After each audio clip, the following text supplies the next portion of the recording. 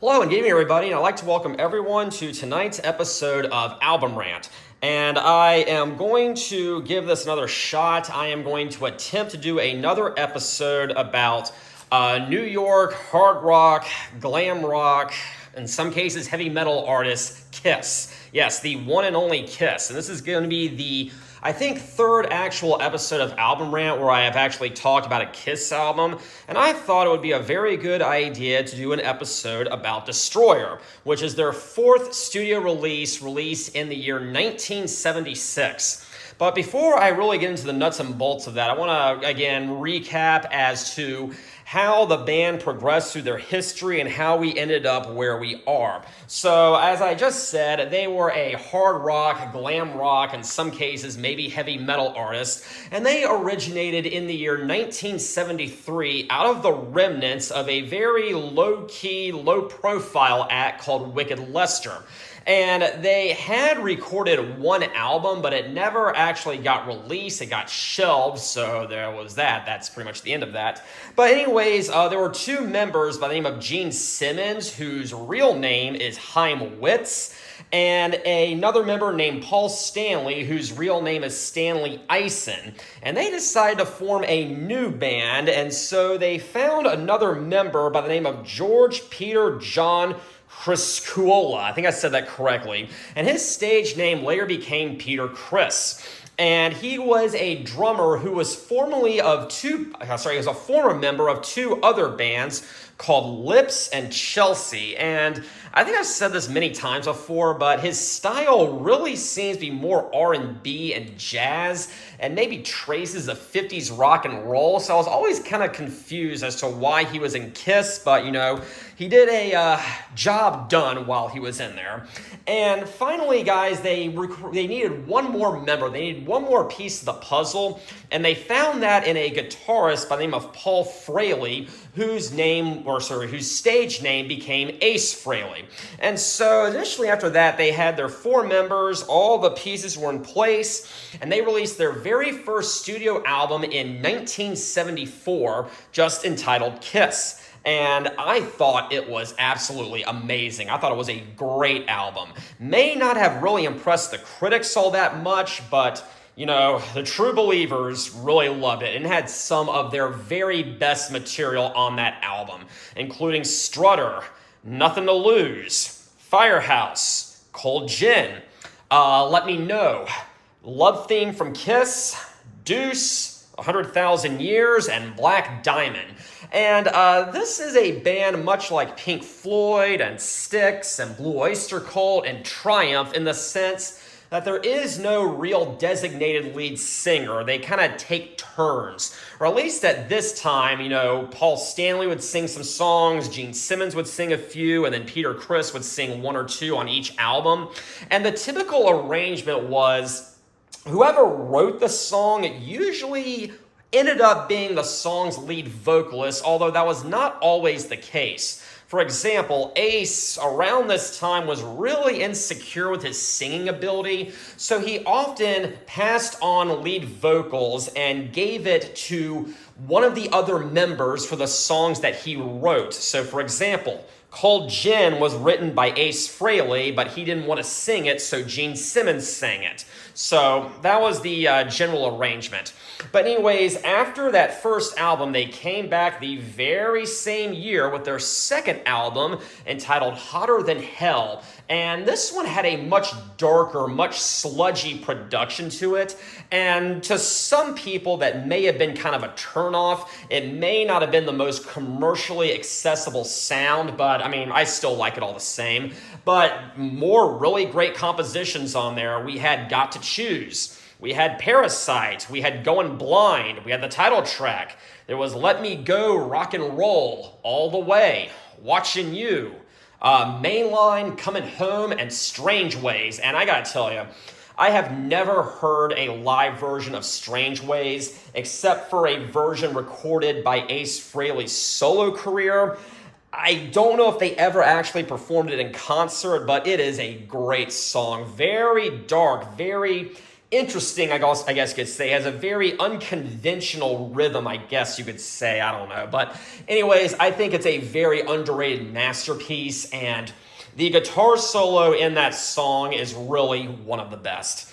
But anyways, the following year in 1975, they came up with their third album, which was called Dressed to Kill. And I think I may have mentioned this on a previous episode, but the production for Hotter Than Hell was very dark and, like I said, very non-mainstream accessible. And so I guess on Dressed to Kill, they were trying to overcompensate for that.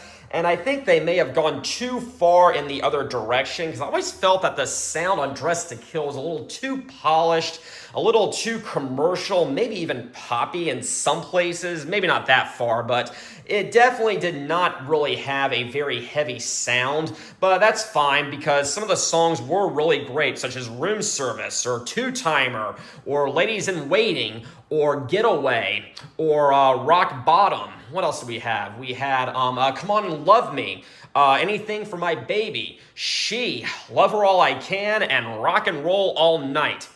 Hold on to that one, because as I said, those first three albums, they may have been very popular with the fans, but maybe not so much with the critics. But that all really changed later that year in 1975, because they released this. Yes, their very first live album called Alive, which I have reviewed before on Album Rant.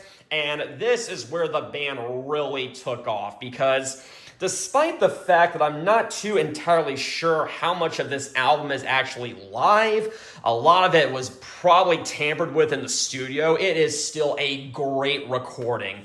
And that version of Rock and Roll All Night really became the band's big party anthem, because they reworked it a little bit. They added in a guitar solo in the middle, which was not on the studio release. They added another verse into the song, and they actually took the ending of Getaway and incorporated that into the ending of Rock and Roll All Night, because originally Rock and Roll All Night just faded out on the studio release, and you can't have that on the live release.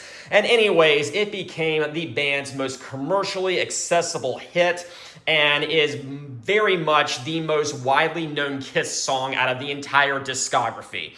So anyways, in the following year, 1976, they decided they wanted to up the ante a little bit.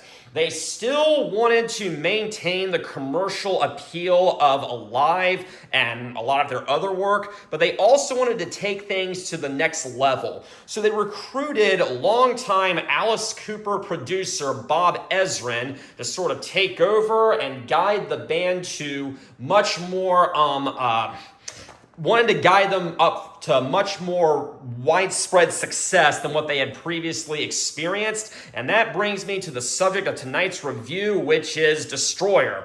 And so, much like many of their albums, we have a picture of the band, or a artwork of the band, I guess you could say, on the front cover. And we have Paul Stanley right there, Peter Criss right there, Ace Frehley right there, and then the Demon, Gene Simmons, right there. So let's see, do we have anything in the insert? Yes, we do. We have Shout It Out Loud, the Kiss Army. Over here, we have some lyrics. Those are the lyrics to Detroit Rock City, which I'll get to in a second. And then over here on the back, we have a track list. So again, there's the band right there. And it starts off with side 1. And the very first song is called Detroit Rock City, which is also one of the band's really big hits. That is a very iconic number. Now, I gotta say something right now. My introduction to this band was when I was in high school, I believe 10th or 11th grade, and I bought this Greatest Hits compilation. Let me zoom out a bit. Yep, the very best of Kiss. And of course, Detroit Rock City was on it. And when I first heard it, I was like, all right, this is okay. I mean, it was only about 2.5 minutes or so, and it sounded kind of polished, kind of not very metallic, I guess you could say. And so I was of the opinion this was a rather disposable Kiss song, at least in my opinion. It wasn't really anything all that special. Well, it turns out the version that was on that Greatest Hits album was a remix. The remix had actually been done in the year 1978 for the double platinum compilation, and I was not hearing the studio version. And the studio version, the version on Destroyer, completely blows it out of the water. Now, the very first thing that I noticed when I first listened to it, I was expecting the song to just go ahead and start with, with the well, it doesn't. Instead, there is what sounds like a news report going on. Yes, this song is actually about a fan who was on his way to a concert in Charlotte, of all places. Yeah, very close to home. I think that's what I read. And he tragically died in a car crash on the way. Well, there's news reports about someone who died in a car crash. I'm not sure if it's actually referring to this actual fan, but anyways, it's there. And I thought it was a pretty good introduction, actually. And I was I was really surprised because I thought this song was only about 2.5, 3 minutes or so. And then in the background, you can hear the version of Rock and Roll All Night that was from the Alive album, and I thought that was a pretty nice touch, actually. And then we hear a car, it starts gearing up and starts revving up, and then we get the intro that I was alluding to earlier. The do-do-do-do-do-do-do-do-do-do-do-do-do-do-do. And this version sounds so much heavier than that remix does. The remix is so soft, so polished. This version is so explosive and heavy. And so I was like, wow, I totally misjudged the song Detroit Rock City. This song is absolutely amazing, okay? Now, as I said, this tells the story of a fan who actually died on his way to a Kiss show, and Paul Stanley really thought that was very tragic because going to a Kiss concert should be a very uplifting, very positive experience, and it actually ended in tragedy, which was really awful. But why is it called Detroit Rock City and not Charlotte Rock City? Well, apparently, Paul Stanley wanted to write about Detroit because he felt that Detroit had been the most welcoming city to the band back when they were not quite the mainstream powerhouse that they would later become. And they were headlining shows in Detroit as they were supporting other acts in other cities. So that's what I read, and I thought it was pretty interesting. But yes, this song is sung by Paul Stanley. It is written by Paul Stanley, and I'm pretty sure Bob Ezrin has a writing credit on it as well. And something else that's on this version that's not on the remix, there are sound effects on it. There's a segment in the middle where it's like, and as that's going on, there is actually a car once again revving up in the background, and I thought that really just adds to the mood and the intensity of the song, and I think it's awesome. But we all know the lyrics. I feel uptight on a Saturday night. 9 o'clock, the radio is the only light. I hear my song and it pulls me through. It comes on strong, tells me what I gotta do. I got to, get up. Everybody's gonna move their feet. Get down. Everybody's gonna lose their seat. And you gotta lose your mind in Detroit, Rock City. And yes, it is a classic Kiss song and a classic song in general. And I have seen Kiss probably about 9 times, actually. Unfortunately, I never got to see them in the 70s because, well, I wasn't alive. I never got to see them in the 80s because I was just a kid. I didn't get to see them for the first time, actually, until 2009. And so, of course, by that point, Peter and Ace had long been out of the band, and I had Tommy and Eric, but they played Detroit Rock City every single time. I saw Ace's solo career once back in 2021, and he actually did cover Detroit Rock City, so I was really, really glad about that.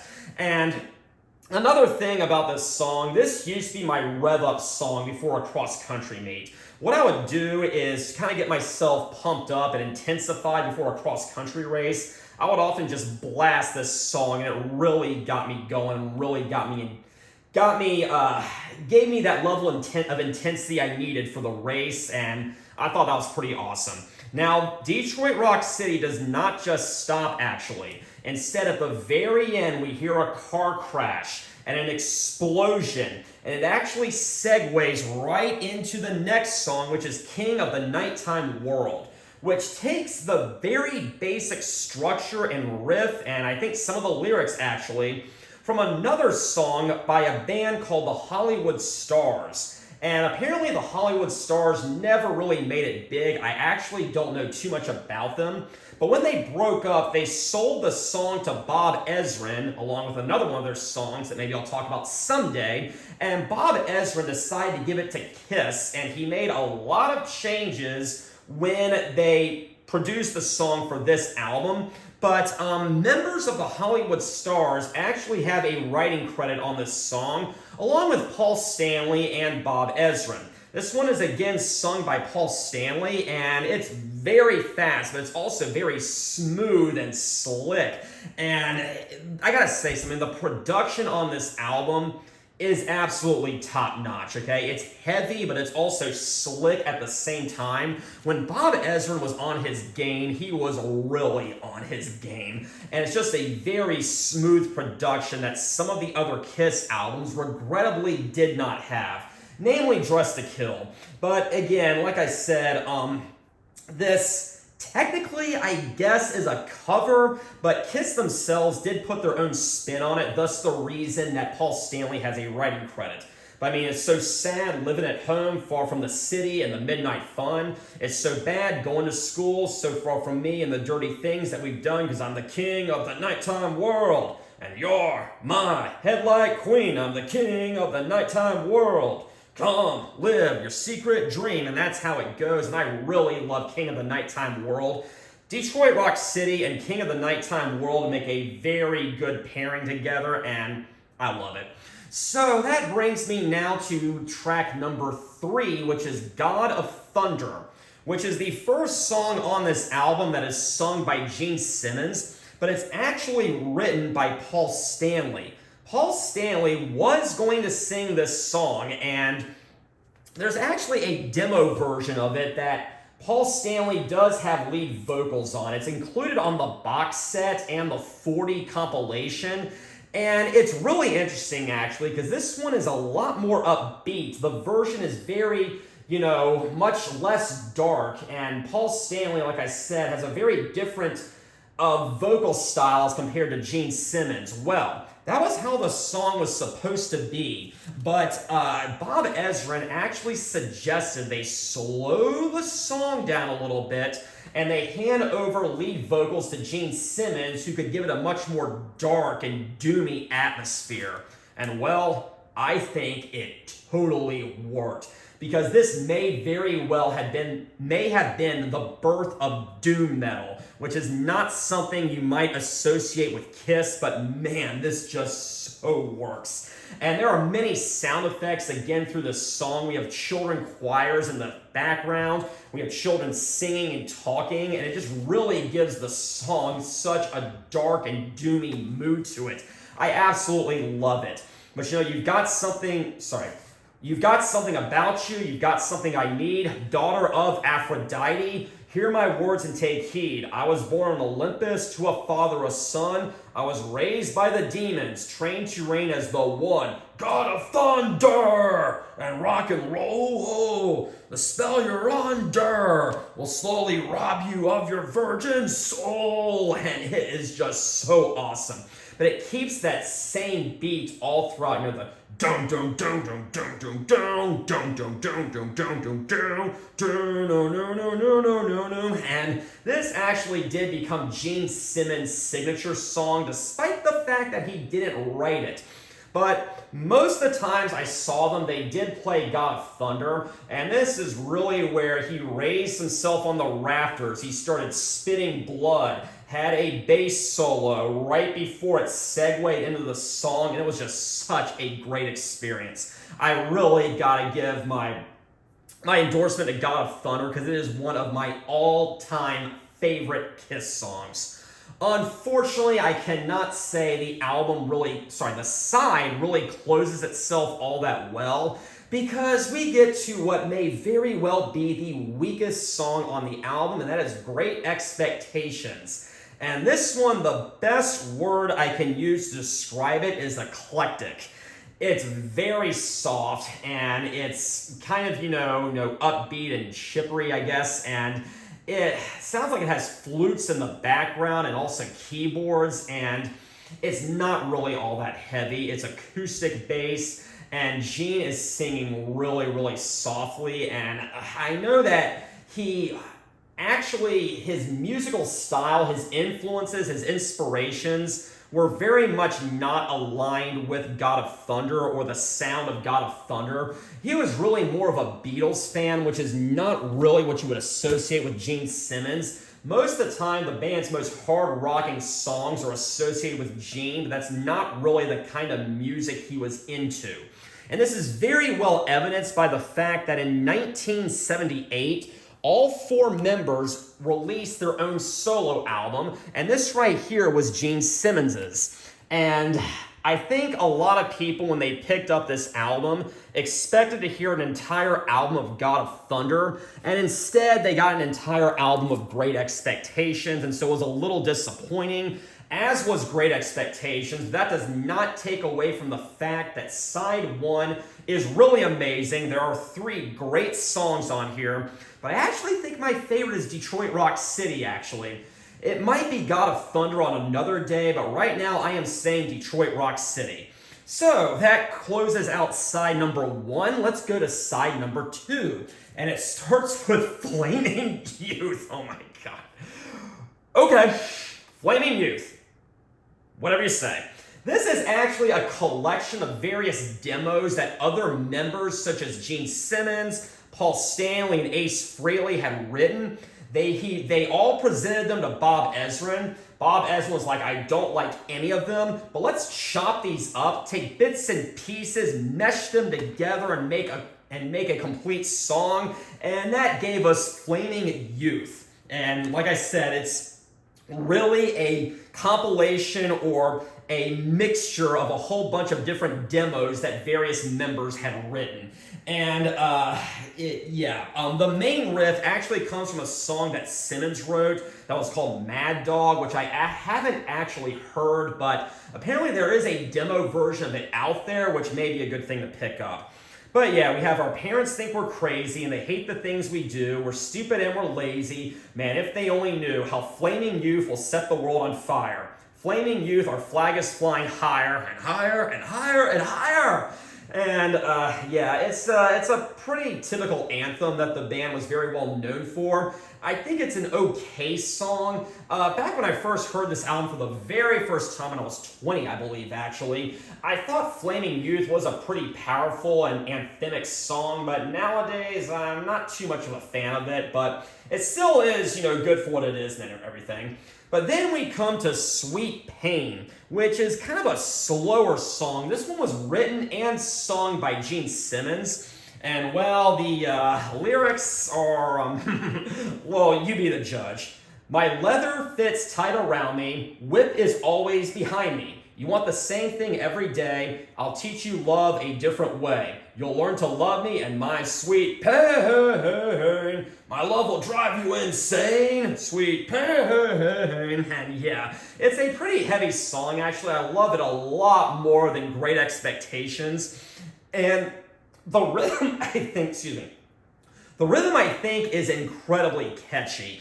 And, even though the subject matter may be kind of dark, but the song itself does sound a lot more upbeat and, positive and, very light, despite the fact that the lyrics are very dark and disturbing.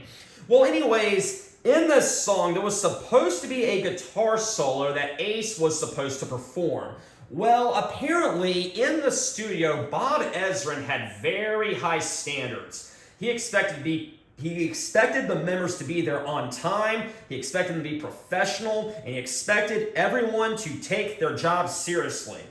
Well, apparently, Ace was not really meeting that high level of professionalism that Ezrin demanded, and so Ace's solo was not included on the original version. Now, if you pick up the resurrected version, there is a version of Sweet Pain on here that restores that lost solo, but it was not on the original release. Instead, he brought in Dick Wagner, who was also well known for his work with Alice Cooper, to perform a solo, and I gotta say, I think Ace's solo is a lot better, okay? Ace's solo takes more of a dominating stage presence, and it's a lot more electric and heavy in my opinion. Dick Wagner's solo kind of fades in the background, never really makes much of an impression. But here's the thing. Kiss has been infamous, especially on the Psycho Circus album, for using session musicians. Those are people who actually record the guitar, bass, or drum parts who are not actually in the band. And well, using session musicians dates all the way back actually to 1976, maybe even earlier, I'm not totally sure. But I can say for a fact that they were using session musicians all the way back in the early days, and this is only their 4th album.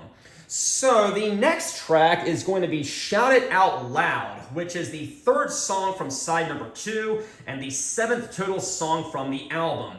And this, best word I can use to describe it, it is a party anthem. And it's obviously trying to replicate the success of Rock and Roll All Night. Critically and commercially, it may not have. In fact, I'm pretty sure it didn't. But in my opinion, I think I like this better than Rock and Roll All Night. I just think the song is heavier. I think it's more slick. And I just think it's more catchy, in my opinion, at least. But yes, like I said, this song goes all the way back to the Wicked Lester days. I think it was a demo that Stanley and Simmons had written, I guess, and it never actually materialized. Well, here it materializes, and it does it very well, because this song, like I said, is very, very heavy, I think. It's very, very well written, it's very catchy, and I really love Shout It Out Loud. This is another song that they played every single time I saw Kiss in concert, and I really enjoyed it, because it's such a great sing-along anthem. Well, the night's begun and you want some fun. Do you think you're going to find it? Think you're going to find it. You got to treat yourself like number one. Do you need to be reminded? Need to be reminded. And you know, the chorus goes, shout it, shout it, shout it out loud. Very simplistic, not much to the chorus, but it works. Now, we come to track number 4. And this is the band's best-selling single, Beth. Right there. And funny enough, this song is actually barely a Kiss song, actually. This is actually Peter Criss's 2nd songwriting contribution to the band. He recently or previously had a songwriting credit on the Love Theme from Kiss, which was credited to the entire band. This is the very first song that he wrote without any of the other members from the band. Well, actually, someone by the name of Stan Penridge also has a writing credit, as does Bob Ezrin. Because this is actually a song that dates all the way back to when Peter Criss was in the band Chelsea. He and Stan Penridge, who was also a member of Chelsea, I believe, wrote a demo called Beck. And apparently it was about a woman named Becky who was the wife of one of the members of Chelsea, and she was constantly nagging that her husband hadn't come home for the night, and well, they wrote the song to make fun of her. Well, either Ezrin or Simmons, I'm not really sure who, I've heard conflicting reports, suggested that they change the song to Beth because it would sound better and go over better in the lyrics, I guess. And essentially, Ezrin decided that the band needed a full-blown orchestra in the background, so they recruited the New York Philharmonic Orchestra, who played in the background. And Dick Wagner, once again, he also played on Sweet Pain, has a little guitar interlude towards the end. And other than that, it was just Peter Criss singing, Dick Wagner playing guitar, and the New York Philharmonic Orchestra playing in the background. So, as you can tell right now, Simmons, Stanley, and Frehley had essentially nothing to do with this song.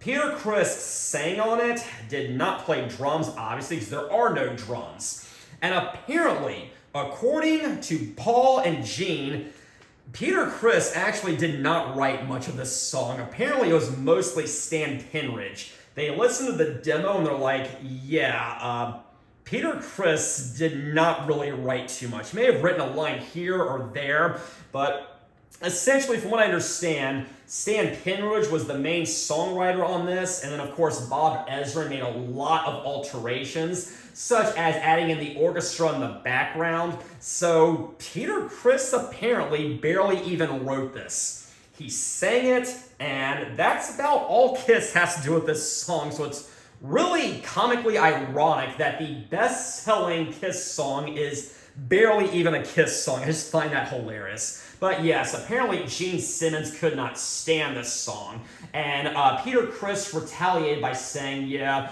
Gene's just jealous that I wrote the band's biggest selling single. So who to believe there, I'm not fully sure. But apparently Paul and Gene did not want this song to be on the album. But Bob Ezrin was all for it because he was getting kind of tired of all the songs being about sex. And this song was not about sex, so that's how it ended up on the album. And I can imagine that many people who may have heard this song on the radio may have, at the time, thought that the majority of Kiss's music was much like Beth. So they may have gone ahead and picked up this album and were completely surprised that the album was actually nothing like Beth. Instead, it was a full-blown rock album instead of more of a soft, sweet, piano ballady kind of album. And yeah, women especially probably, fell under that trap, I guess. And keep in mind, guys, this was in 1976. Kiss were still in their early days very much. So anyways, the final song on here is called Do You Love Me? This one was written by Paul Stanley, and it was sung by Paul Stanley. And it's a pretty good rocker. It's pretty upbeat, but it's kind of slow also, but it's also catchy. And again, I gotta say, the production really sells this album, and Bob Ezrin, I think, was the real hero of this album. But to me, it seems to be about a woman that one of the members, I guess Paul, was dating, who seems to just really be into the glitz and the glamour and the luxury, and he's starting to question whether she really does actually love him. But we have, you really like my limousine, you like the way the wheels roll, you like my 7-inch leather heels, and going to all the shows, but do you love me? Do you love me? And yeah, it's a song that I think the longtime Kiss fans really, really love, and it is a great song. But actually, don't judge me too harshly for this. I think my favorite from side number 2 is Shout It Out Loud, just for how incredibly catchy and how fun it is to sing along to it. Again, they played it every time I saw them in concert, and I had a great time. I even heard the song one time at a football game that I was asked to go to, and I got into it. I started singing it, and everyone around me is just like, why are you singing? But I'm like, hey, what can I say? I'm a Kiss fan, despite what some people may say. So anyways, that is going to conclude my review of Destroyer by Kiss. And do I recommend this album? Absolutely I do. This album is very diverse, I'll say that. Some of the songs are very hard rocking, almost heavy metal, and then some of the songs are very soft and melodic, like Great Expectations and Beth. As I said, Bob Ezrin was the producer on most of the most famous Alice Cooper albums, and those albums are very diverse also, so I think that's really Bob Ezrin's influence in the fact that sometimes they would do a song that's very hard rocking, sometimes do a song that's not so hard rocking, but regardless, this is my favorite Kiss album. And in my Kiss album ranking video, which has broken 2,000 views just recently, so thank you everybody. I did rank this one number 1, and I am going to stand by that. So I'm assuming most of you have already heard this album, but in case you haven't, pick it up. It is phenomenal. So anyways, thank you all for joining me tonight. I had a great time talking about Destroyer. Next week's episode, I hope it's good. I hope it doesn't bomb, but until then, have a very pleasant evening.